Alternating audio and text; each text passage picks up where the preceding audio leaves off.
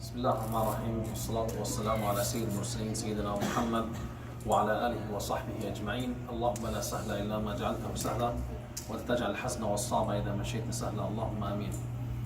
We continue our dars with the tafsir, and last time we spent the last halaqa to talk about the significance and the meaning of al-isti'adha. And we said al-isti'adha basically is to seek refuge by Allah Azza wa Jal.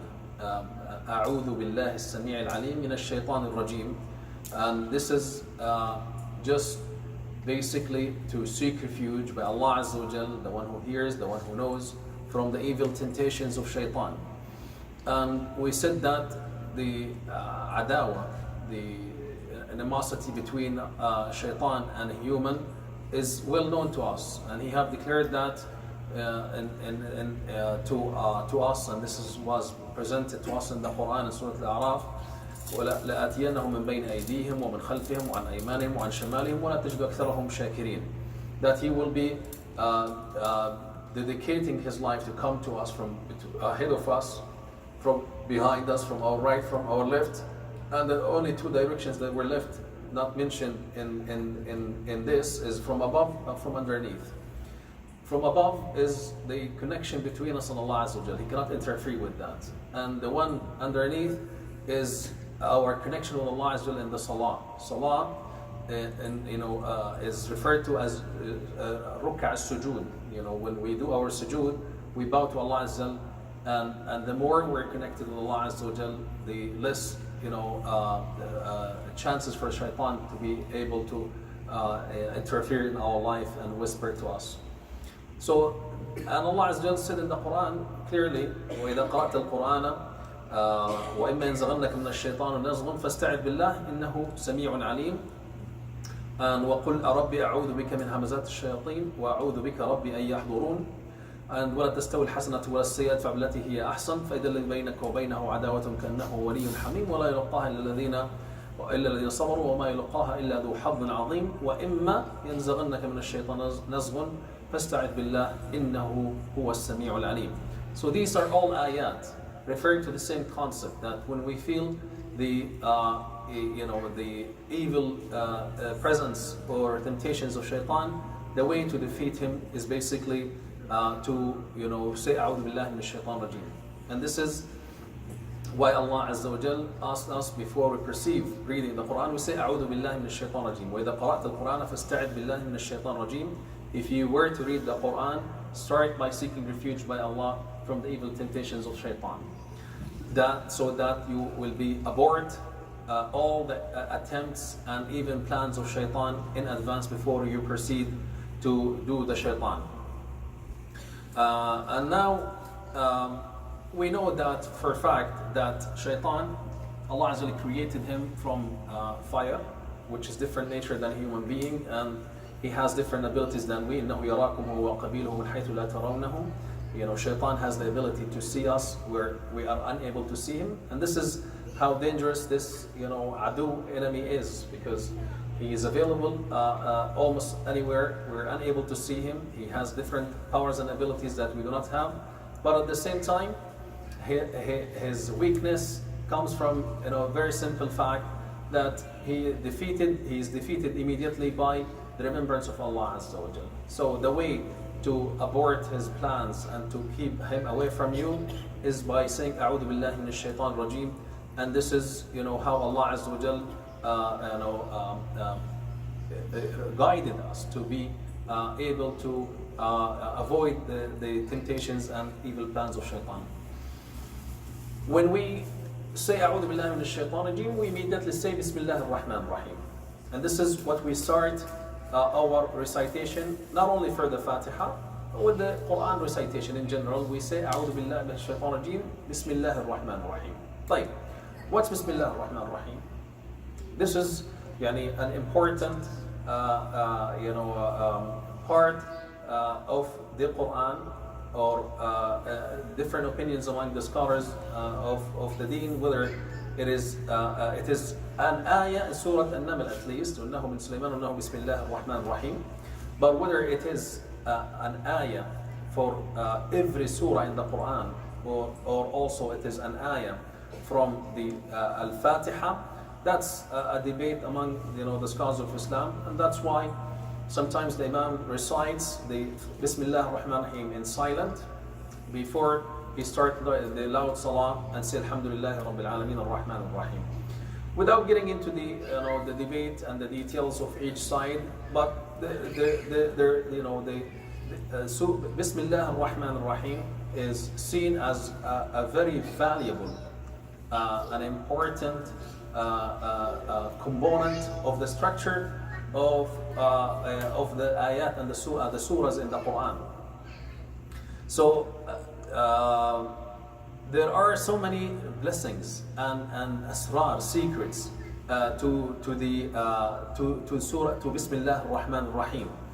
As the Prophet ﷺ indicated, ستر ما بين أعين الجن وعورات ابن آدم إذا دخل أحدهم الخلاء أن يقول بسم الله. The way we can protect ourselves from the eyes of shaitan when we go to khala, which is the washroom, is to say Bismillah. And when we even do other actions, whether it is slaughtering, when we slaughter an animal, we say Bismillah, Allahu Akbar, or Bismillah. And it is what we say when we even do our wudu. That's and other actions of eating, entering home, any basically act you do in your life, you start it with the name of Allah Azza wa Jal, and of course with the recitation of the Quran and reading of the hadith of Prophet sallallahu alaihi wasallam. And in this regard, the Prophet sallallahu alaihi wasallam said in the famous hadith when he was teaching the young boy, when he said, "Ya ghulam, Samillah wa kul bi yaminik wa kul bima yalik." Oh young man or boy, Samillah, say Bismillah when you are about to eat, and eat by your right, and kul bima yalik, eat from whatever is in front of you. Do not jump around in the plate. And even in the intimacy between the husband and the wife, the Prophet ﷺ said, لو أن أحدكم إذا أراد أن يأتي أهله فقال بسم الله جنبنا اللهم جنبنا الشيطان وجنب الشيطان ما رزقتنا فإنه إن يقدر بينهما ولد في ذلك لم يضره الشيطان أبدا. And the Prophet ﷺ said, if you when the couple, husband and wife, intimate together, and they say Bismillah, then and Allah Azza wa Jal happened to give them a child as a result of that, then shaitan will not be able to interfere with the children. And this is one of the barakah of Bismillah. And going back, even with A'udhu Billahi Min Shaitan Rajim, Imra'atu Imran, the mother of Maryam and the grandmother of Isa alayhi salam, when she gave birth to Maryam alayhi salam, what did she say? وَإِنِّي أُعِيذُهَا بِكَ وَذُرِّيَّتَهَا مِنَ الشَّيْطَانِ الرَّجِيمِ. She made dua to Allah Azza wa Jal to protect Maryam and her children from the evil temptations of Shaitan Rajim.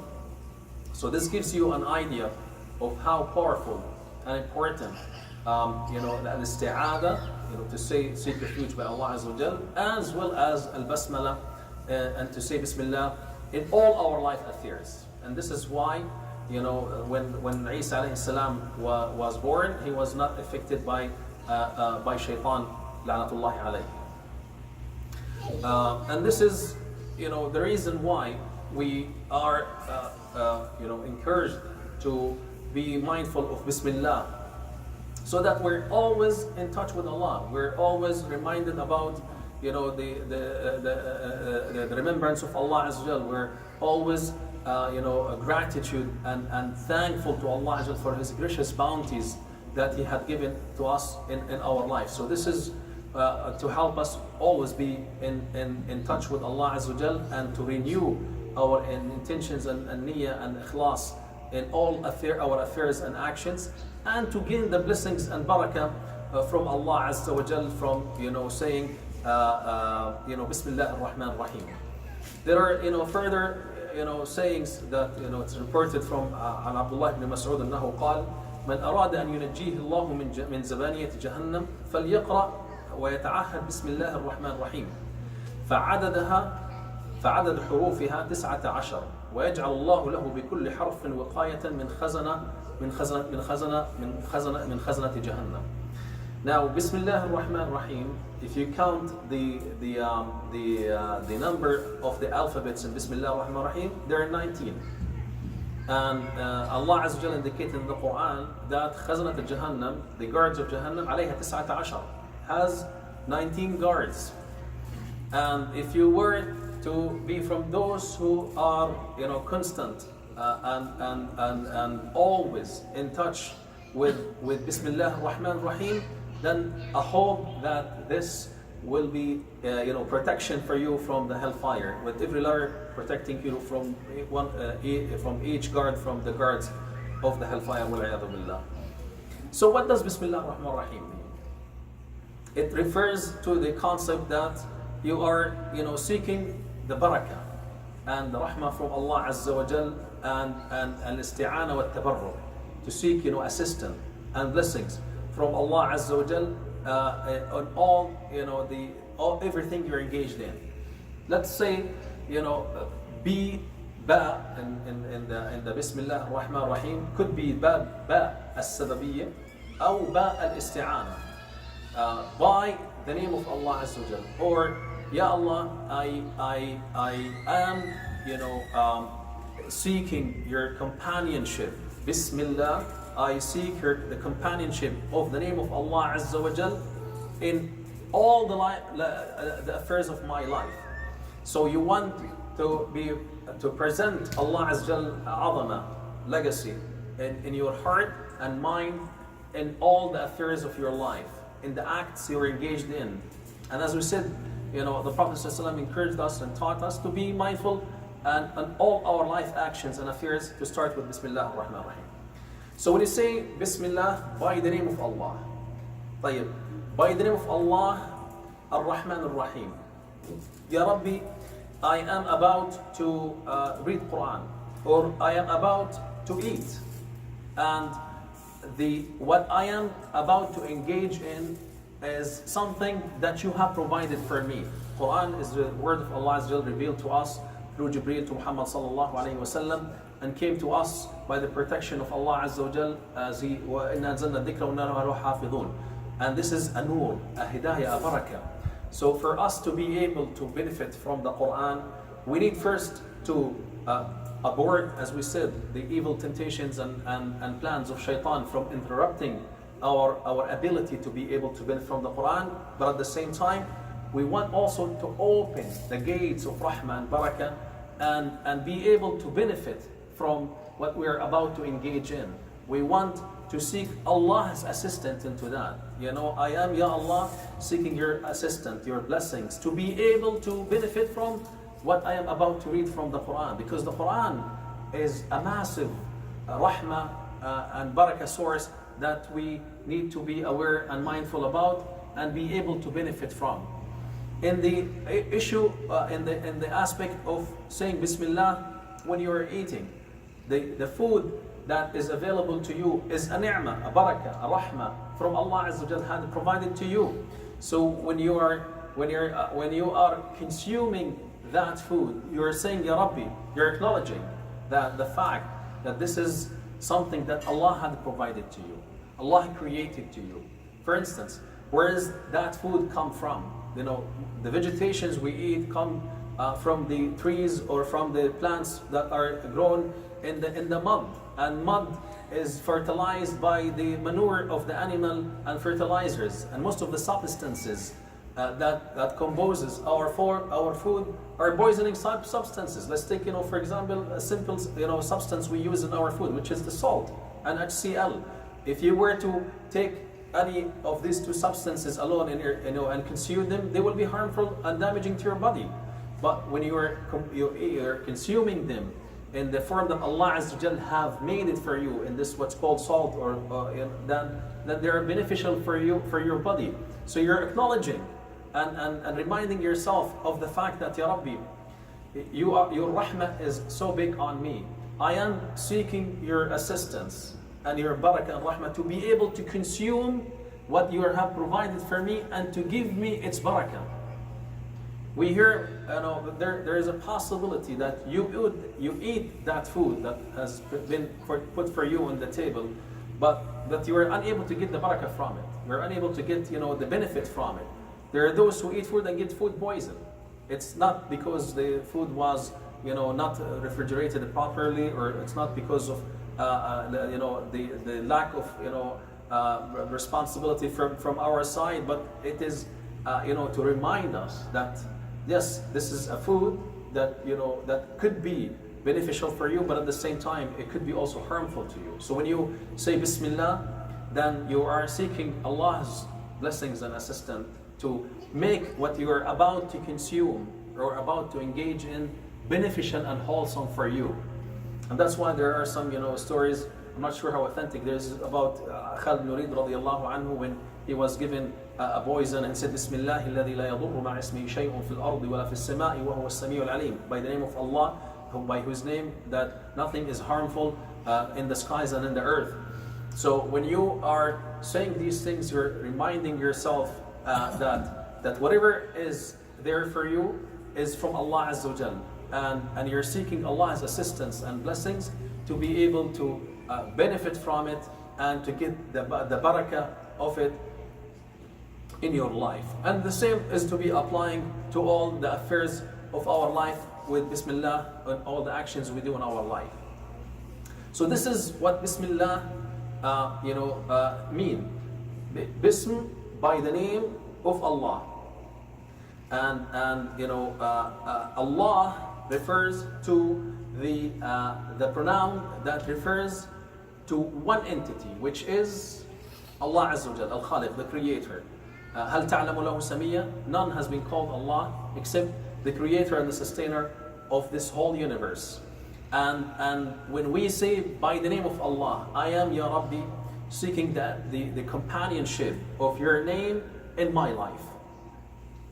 And Ar-Rahman Ar-Rahim, and Allah is the ultimate and the superior name of the 99 names of Allah Azza wa Jal. It includes all the other 99 names that are describing the legacy of Allah Azza wa Jal.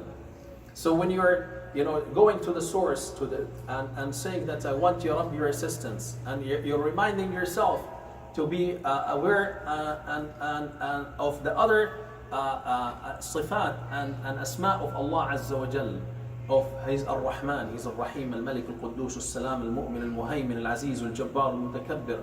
So when you're saying Bismillah, you're saying I want your companionship Ya Rabbi, as you are the all, have all those beautiful names, Asma Allah al-Husna. But here, something very important that we need to pay attention to. Allah say, when we say Bismillah, we did not say Bismillah al-Khafid al-Rafi' or al-Mu'izz al-Mudil. We say Ar-Rahman Ar-Rahim. Why specifically we're saying by your name, Ya Allah, you're the most compassionate, the most merciful, Ar-Rahman Ar-Rahim. These two names and adjectives of Allah Azza wa Jal are so beautiful that we constantly need to be reminded about. Rahman ala wazn fa'lan, wa Rahim ala wazn fa'il. Rahman, fa'lan means an adjective of صفة ممتلئة, meaning to say امتلاء الصفة, to have the maximum ability of the adjective you're being described with. For instance, غضبان is the same wazn. Ar-Rahman, the same as غضبان. غضبان means a person who's angry, full of anger. Now, this sifa describes the maximum, adjective of the person or the verb. But at the same time, someone who's غضبان now, maybe an hour later will be not غضبان, he would be happy. So this is, though it describes the maximum potential of the verb, it also not fixed. However, quite the opposite with rahim. Rahim ala wazn fa'il, it's a constant, it's a fixed adjective to the verb. For instance, someone is tawil or qasir. The same, ala the same wazn, the same level of the verb. So tawil, tall, he's not gonna be tomorrow short, or the short next week he will not become tall. It's a fixed adjective for the person. So Allah Azza wa Jal have combined for himself being Rahman as well as being Rahim. When you look into the tafasir and the explanations of the scholars about the different reference of these two names in the context of our life, you will find that Allah Azza wa Jal is Rahman. Ar-Rahmanu ala al-Arsh istawa. For instance, in Surah Taher, Ar-Rahmanu ala al-Arsh istawa refer to Allah Azza wa Jal as being the Rahman, is on the Arsh. He's now settled on the Arsh. He is the one who looks after the affairs of all his creation. Ar-Rahman is the one who provides for all his creations, whether they are mu'min or not mu'min, whether they are obedient or not obedient, whether they believe in him or deny him. The rahmah of Allah Azza wa Jal wasi'at kull shay, has encompassed everything. And that's why when you, in the hadith in which the Prophet ﷺ said, Allah Azza wa Jal have created rahmah and divided to 100 proportions. One rahmah was sent down to cover all the creations of Allah Azza wa Jal. From that rahmah, you will find the compassionate interaction between the children and the parents, and the animal and their own children, and the interactions of the people among themselves. So this is referring to the sifa of Allah Azza wa Jal as Rahman. It is available to everyone, but it's only available to the creations in this dunya. It's available for them in the dunya. In the akhirah, things will change, because those who have denied Allah Azza wa Jal's existence and refused to bow to his commands and to be obedient to his teachings and to become submissive to him in the dunya, they were included in his rahmah. They were given what they are being entitled for as the creations of Ar-Rahman. But in the akhirah, things will be changing. The rahmah of Allah Azza wa Jal will be available to them as Rahim. Rahim, إنه كان بالمؤمنين رحيما. Allah Azza wa Jal is Rahim on the mu'mineen. His rahmah will be available for them in the dunya as well as in the akhirah. And it is fixed, not changed for the mu'mineen. In the akhirah, alhamdulillah, we will be enjoying, inshallah, the rahmah of Allah Azza wa Jal. We will be, in Al-Jannah eternally. There is no leaving from the Jannah. So the rahmah of Allah Azza wa Jal is available to us, and that's why it's kept for us. 99 of the rahmah of Allah Azza wa Jal kept in the akhirah for Allah Azza wa Jal to make it available for us as the Rahim. So this is the two beautiful meanings of Ar-Rahman Ar-Rahim that needs to be kept in mind as we are saying Bismillah, by the name of Allah. Ya Rabbi, I want your companionship. You are the Allah and have those beautiful Asma Husna that have different preferences to us in our life, and you are on the top of that, Ya Rabbi, Rahman Rahim. I want your Rahmah, Ya Rabbi, in the dunya and as well as in the akhirah. So this is a beautiful meaning of Ar-Rahman Ar-Rahim. Bismillah Ar-Rahman Ar-Rahim. So that when we are engaged in any actions or any act, whether it is reciting the Quran, or whether it is eating our food, or whether it is going entering home, or whether it is to drive your car, or to do your ablution, your wudu, or to intimate with your spouse, then you are asking Allah Azza wa Jal's companionship and the barakah and the assistance in the act that you're about to engage in. And now we, after that, proceed to read Surat Al-Fatiha. Now, in the Surat Al-Fatiha, the Basmala, just something quickly to touch base from the tafasir, the tafsir of Surah Al-Fatiha and the tafsir of Bismillah ar-Rahman ar-Rahim, there are 4 ways to recite the Fatiha. Bismillah.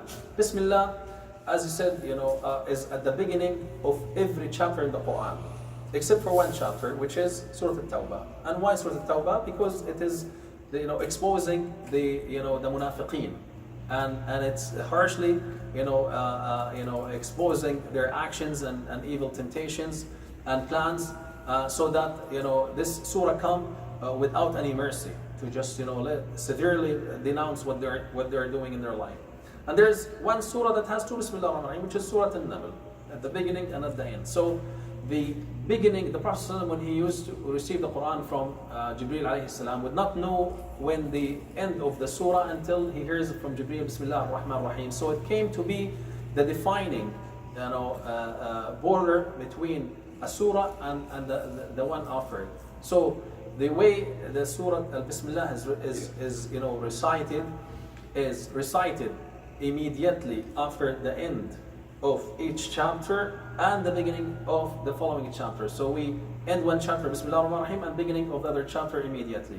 Or we end, or we stop at the end of the first chapter, and then we say Bismillah ar-Rahman ar-Rahim, and then we say the beginning of the other chapter, this other surah.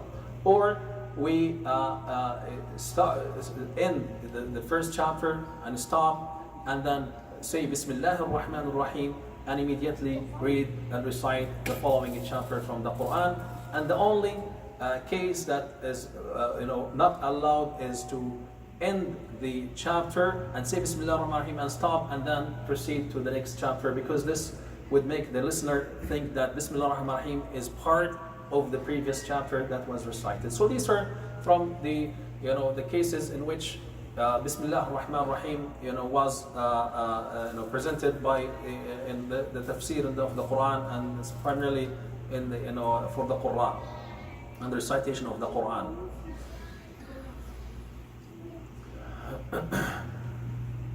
Now we proceed to to Surah Al-Fatiha, Surah Al-Barakah, Surah Al-Rahmah.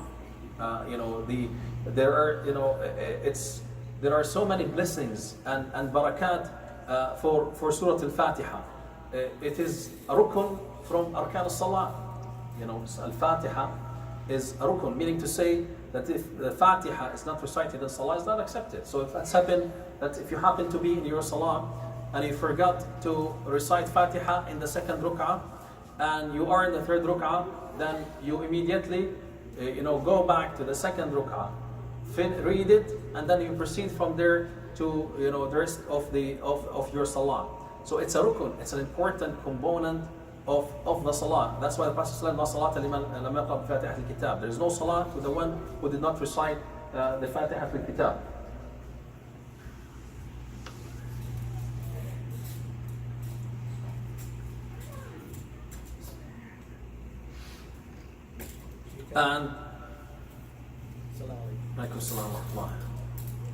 And it is the first surah in the the Quran.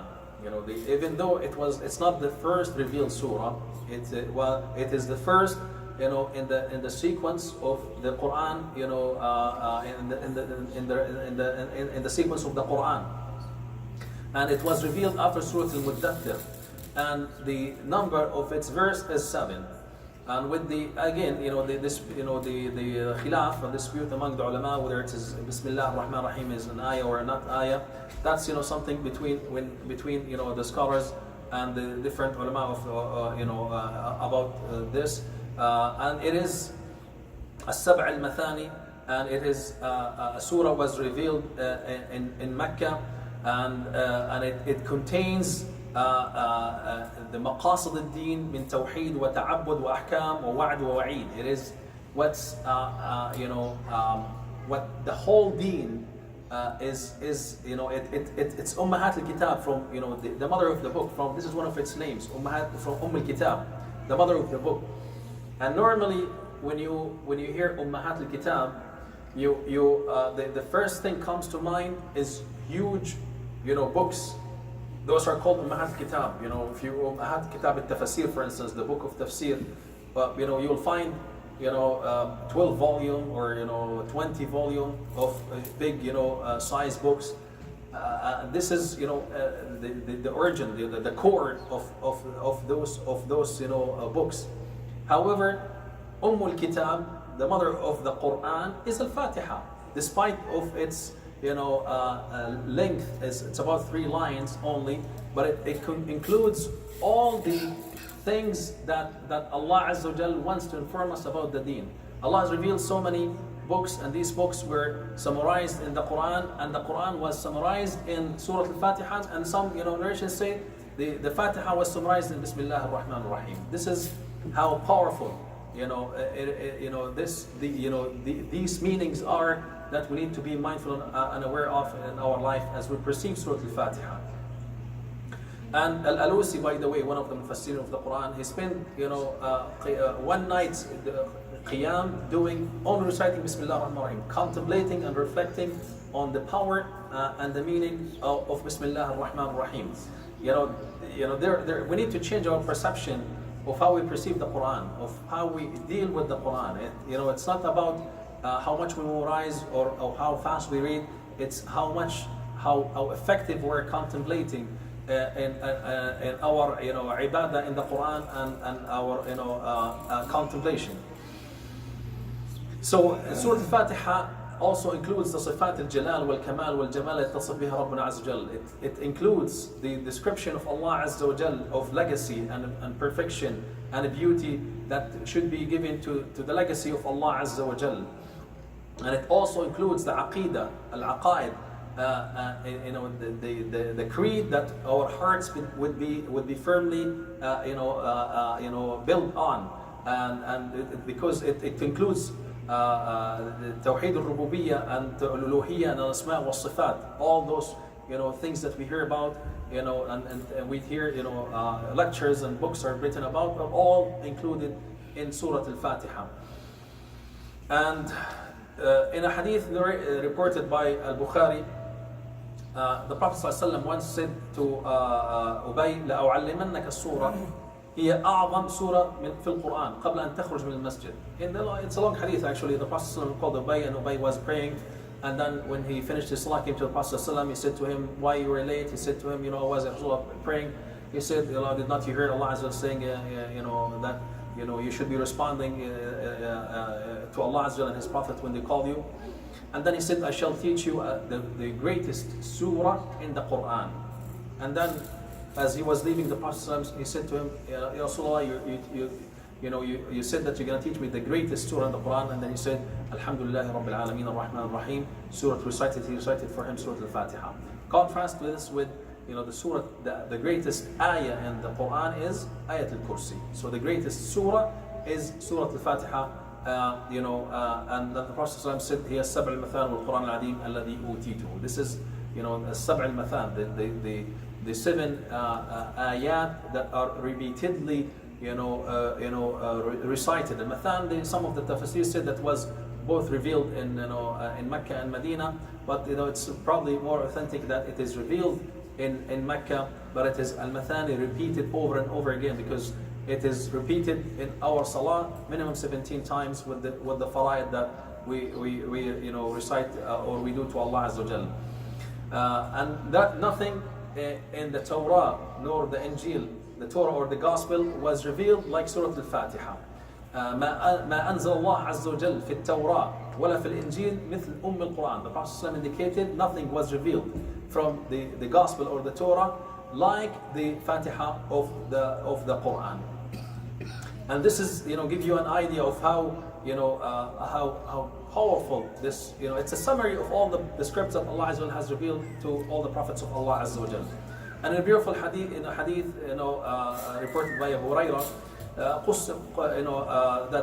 the Prophet once heard a noise in the sky, and he looked up and he said, this is a crack of a door that was open in the sky, never opened from before. A malak came down that never came down to earth from before, giving me a glad tiding for two, the Khawatim Al-Baqarah wa Surat Al-Fatiha. By, a glad tiding that was given to my ummah, which is the Fatiha and the conclusion of Surah Al-Baqarah. And this is also the surah that is divided in salah between us and Allah Azza wa Jal. In Surah Al-Fatiha, you're actually, when you recite it, you're communicating with Allah Azza wa Jal. We will come to explain that as we go on into قسم الصلاة بيني وبين عبدي. The salah is divided between me and my servant in the long hadith, which inshallah we will come to explain. Another beautiful thing, meanings or blessings for Surah Al-Fatiha is Al-Raqiyah. It's Al-Raqiyah, it's a cure. And in the hadith that is known to us, in which the Sahaba were traveling and they stopped by a village or a tribe, and the tribal leader was sick, and one of the Sahaba went to treat him, and he treated him by Surah Al-Fatiha, and he was recovered.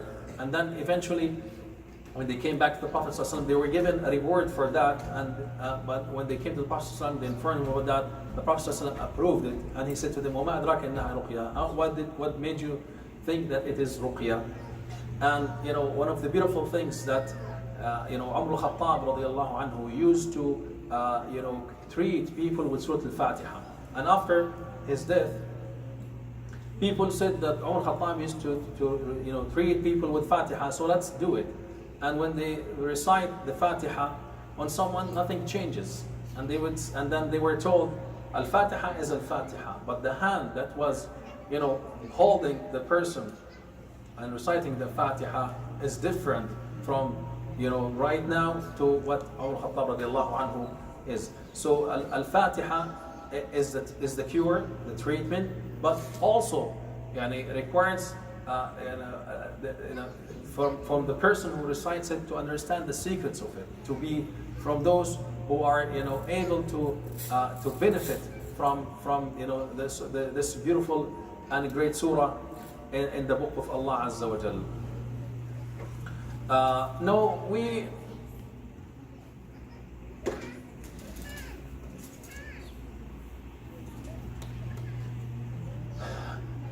We say, when we start, after reciting the Fatiha, we say, Alhamdulillahi Rabbil Alameen. Alhamdulillah Rabbil Alameen. Alhamd means grace. Be to Allah Azza wa Jal. Now, this is the first thing the surah starts with. Again, with the acknowledgement of whether the Bismillah is part of the Fatiha or not. But the first thing the surah starts with is Alhamdulillah. What does Alhamdulillah mean? Thanks to Allah. Why Allah have started this surah with Alhamd?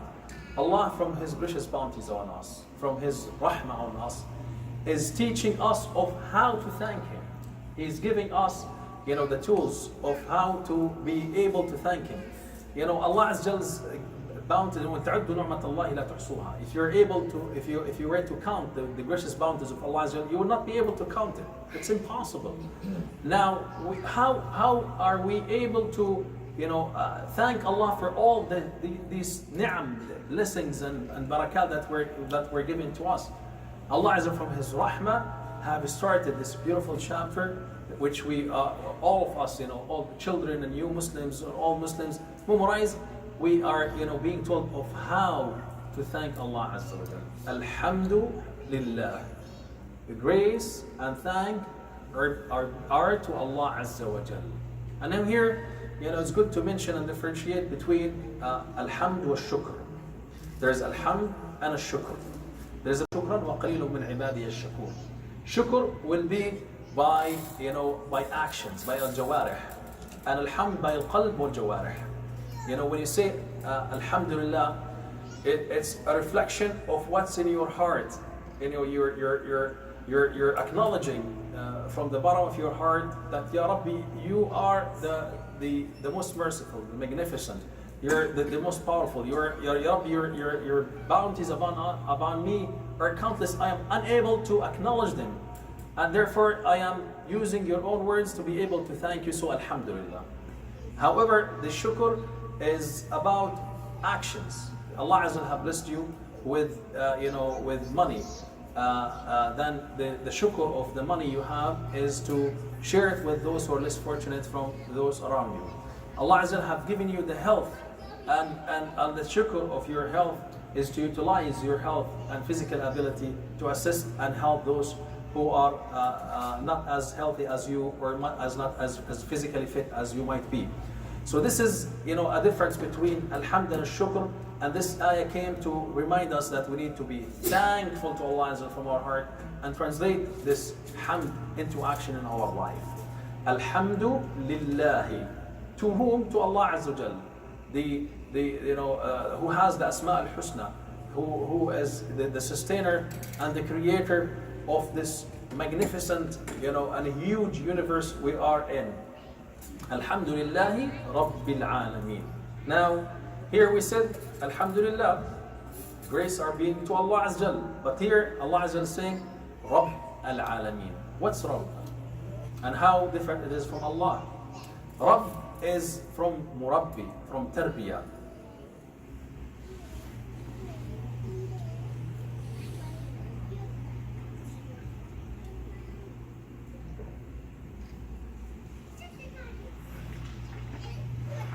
You're acknowledging that Allah Azza wa Jal is your Rabb, is your Murabbi. He is the one who have created you. Here, His ni'am and bounties upon you are showering you even when you were a fetus in the womb of your mother.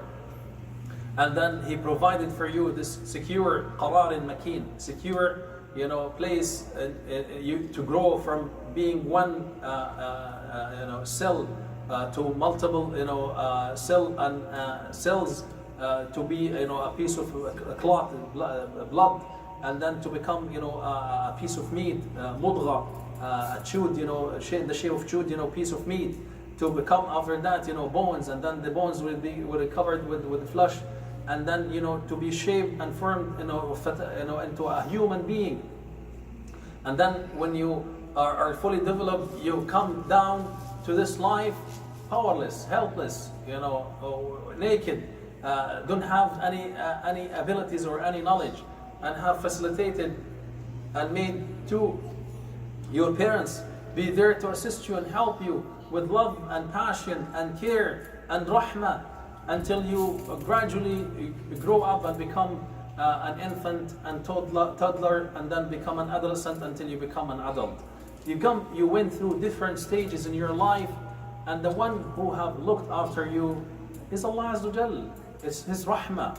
What the parents are doing, are they the one? Is it the mother who have provided the milk for you? It's Allah Azza wa Jal who have run this milk in her breast to be able to provide it for you. Who have made you when you're first born without any knowledge, to look for the breast of your mother and to start sucking the milk and nourish yourself. These are all from the rahmah of Allah Azza wa Jal, who have protected you from the threats, the dangers, the diseases, all these things. So you're acknowledging when you say Alhamdulillah Rabb, you are Ya Rabbi, my Rabbi, my Murabbi. You have looked after me, you have cherished me, you have guided me in my life, and I acknowledge that, Ya Rabb al-Alameen. Now, Allah is your Rabb, but it's also Rabb al-Alameen. What's Alameen? There are different awalim in this universe that, a human are just one of them. There are alam al-jinn, there is alam al-ins, there is alam al-haywan, there is alam al-hasharat, there is alam there are different, species that Allah have created, and He have looked after them. I'm not sure how many billion of species there are only in the earth which we are living in, let alone what might be in different parts of the world and other galaxies that Allah have created. So when you say Alhamdulillah Rabb al-Alameen, when you watch those documentaries on TV, and you see how animals interact with each other, how the life of animals in the jungle, how their livelihood, how they interact with each other, how the animal live their life, you will see, like, subhanallah, not only humans are being looked after by Allah, also these animals are also looked after by Allah Azza wa Jal, and how Allah is monitoring their life and providing for them and protecting them and you know and fully aware of how their livelihood is going. So when you acknowledge that, Alhamdulillah Rabbil Alameen, Ya Rabbi, thank is to you, as you have taught me to thank you. You are my Rabb and Rabb of everything that is created, not only around me but in this earth or in this universe that you have created, Ya Rabbil Alameen. Alhamdulillahi Rabbil Alameen. Once again, you're acknowledging that Allah is Rahman and He's Rahim. So that when you are in most difficult situations, you know, when someone do a ma'asiyah, sin, the thing, if they were to have a life conscience, if their nafs is to be nafs lawama, the thing that you know bother them the most, that it gets to the point that it could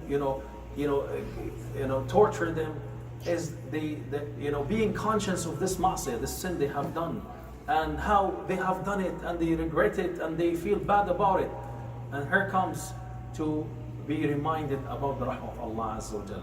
And this is to be applying, you know, especially at the end of life of people.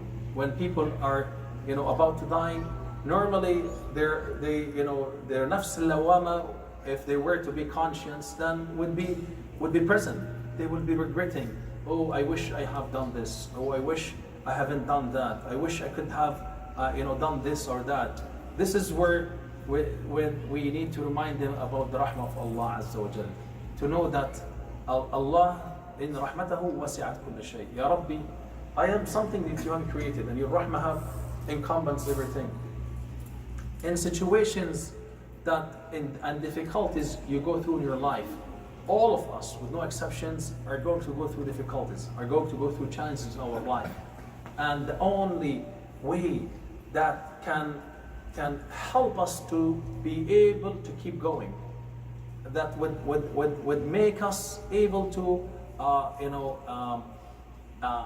continue despite of the heaviness and the pain of the difficulty or the challenge we're going through in our life, whether it is financial crisis, or whether it is a relationship crisis, or whether it is a sickness in our life. If Allah hasn't have blessed you with health and wealth and family, be thankful to Him, because there are those who are going through multiple hardships and difficulties in their life, and these difficulties and challenges have a huge toll and heaviness on them. Nothing can ease the heaviness of these difficulties like the remembrance that Allah is Rahman, Allah is Rahim, that Allah's Rahmah is available, that Allah Azza wa Jal is able by me to change everything in my life, and knowing that Allah Azza wa Jal is Rahman Rahim will bring back the hope to you in your life. Alhamdulillahi Rabbil Alameen Ar-Rahman Ar-Rahim. And then Maliki Yawmiddin, the controller or the master of the day of judgment. In the hadith we were referring to, قُسِّمَتْ الصَّلَاةُ بَيْنِي وَبَيْنَ عَبْدِي. Salah is divided between me and my servant. فَإِذَا قَالَ عَبْدِي الْحَمْدُ لِلَّهِ رَبِّ الْعَالَمِينَ. If my servant say, thank, hamd, or is due to Allah Azza wa Jal, Allah will be saying, Hamadani Abdi. My servant have thanked me. That notion by itself, knowing that when you're standing in salah between the hands of Allah, and I hope that we're able to reach that threshold, that level by which we feel that we are interacting in our salah and communicating with Allah Azza wa Jal. By the way, hopefully, after this session of tafsir, we're able to do Qiyam al-Layl for 45 minutes or an hour with Surat Al-Fatiha. Just contemplating and reflecting on the meanings of every single word. When you're standing and saying Alhamdulillah, and you know that Allah Azza wa Jal is saying back to you, Hamadani Abdi. feel the legacy. When Musa alayhi salam spoke to Allah Azza wa Jal, you know, if you were to just imagine and contemplate and reflect on that scenario where Musa alayhi salam has been honored and blessed to speak to Allah Azza wa Jal, and Allah spoke to him directly. That by itself have made a huge impact on the life of Musa alayhi salam later on, to be able to handle the heaviness and the challenges and difficulties that Bani Israel gave to him. If it was not these moments of rahamat that he had interacted and Allah spoke to him, his life would not have probably changed. Now you are, not in the same token, but you are trying to relive the memory or the legacy of Musa alayhi salam when Allah Azza wa Jal spoke to him. Allah is speaking to you. Allah is saying, Hamadani Abdi. Allah is acknowledging the fact that you are thanking Him. And when you say, Alhamdulillahi Rabbil Alameen, Ar-Rahman, Ar-Rahim, then Allah will be saying, Hamadani Athna Alayya Abdi. My servant have further praised me. Allah is acknowledging and knowing what you are reciting, but you are reciting something and your mind is somewhere else. So be mindful, be in the moment, live the words that you are reciting in your salah, so you're able to get the fruits of being with Allah Azza wa Jal. Hamadani Abdi, Athna Alayya Abdi. My servant have thanked me. He further praised me. And then when you say, Maliki Yawmiddin, Majjadani Abdi. My servant have glorified me. When you say, Maliki Yawmiddin, this by itself should make you shiver. Should make you leave this dunya and live the image of the akhirah. What's Yawmiddin? The day of judgment. A day that is inevitable. No one can avoid it. The Prophet ﷺ said, "Nahaytukum," I discouraged you from going to the cemeteries, but rather go to it for reflection. Reflection, because when we go to cemeteries, we're being reminded about the akhirah. When we remember, the death and dying, and when we live, with the memories of the death and the dying, we're constantly reminding ourselves about the fact that we are visitors going to leave this dunya. Last week I was in a janaza. Subhanallah, you feel that this is a strong, shaking reminder to you that wake up. No matter how long you are going to live in this dunya, one day you will die. This is a fact, no one denies it. No one can say, I'm not gonna die. Because this is a fact that, from those who have lived on earth and left everything behind and moved on, we will be dying. But we're fooled and we're distracted by the attractions of the dunya, that we don't want to be reminded about the fact that a moment will come to us when we will leave the dunya. Whether it is with an advanced warning, like those who are in sickness and they are in the bed of dying, where they are being given chance to make their way to Allah Azza wa Jal, or whether it is all of a sudden, you don't know.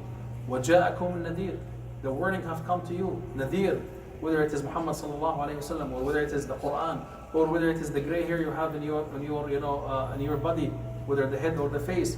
These are all warning signs that the time is coming to you to leave the dunya. And this is something none can avoid and none can deny. But when we say Maliki Yawmiddin, we remember this. We remember that in that particular moment, nothing is going to be helpful for us. Nothing going to benefit us. except what we have already forwarded and done in our life, that it is solely for the pleasure of Allah Azza wa Jal, not for any other sakes or any other pleasures. So when we say Maliki Yawmiddin, we remember this moment. We remember that moment when we will be on the table, stripped from our clothes, and someone will be washing us. We're powerless, helpless. And in that moment, Allah knows how our situation is going to be. Are we going to be from those who will be in so much agony and regret what they have done in their life? Or are we going to be from those who are excited as the malaika of rahmah will be coming? إن الذين قالوا ربنا الله ثم استقاموا تتنزل عليهم الملائكة ألا تخافوا ولا تحزنوا وأبشروا بالجنة التي كنتم توعدون نحن أولياؤكم في الحياة الدنيا وفي الآخرة. Those who have said our Lord is Allah and they steadfast on the right path, تتنزل عليهم الملائكة. The malaika will be coming to them, whether it is upon the time of their death or after their death. ألا تخافوا ولا تحزنوا. Do not fear, nor you shall worry. Fear about what is coming ahead of you, because this is a very serious journey. In this dunya you could make a trip by the airplane, but you will be able to make it back. If you plan the vacation was not as you have planned for it, you could still come back and plan for another one. But this is a trip, it's a one way, there's no return. لا خوف عليهم ولا هم يحزنون. They shall not be in worry about what they have left behind them, from the children, from the wealth that they have accumulated. So نحن أولياءكم, we are your supporters, your alliance in this dunya and inshallah as well as in the akhirah. So we'll stop inshallah here for today. Inshallah in the next dars we will continue with Maliki Yawmiddin, and then in hopefully inshallah we'll be able to finish the whole surah. سبحان ربك رب العزة عما يصفون وسلام على المرسلين والحمد لله رب العالمين والسلام عليكم ورحمة الله وبركاته.